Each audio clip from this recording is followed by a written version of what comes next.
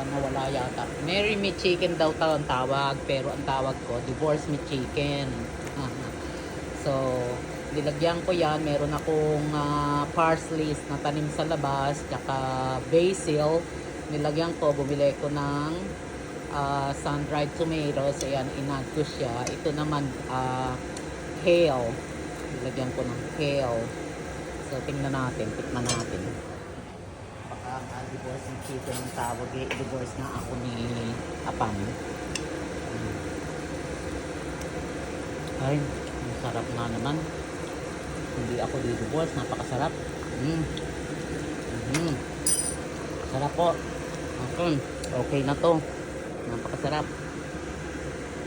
Iaanak muna. Baka hindi pa luto yung chicken. Huwag lang natin maputi. Sarap po. Tsaka yun, nag-mashed potato ako. Ayan ang gustong gusto ng asawa ko. Pagdating niya, may handang pagkain. Po. Sige po, ingat po. Magandang umaga, magandang gabi. Magandang tanghali sa inyong lahat. So, bahala na kayong mag-adjust diyan. Tignan nyo. Marry me chicken or divorce me chicken. Sige po.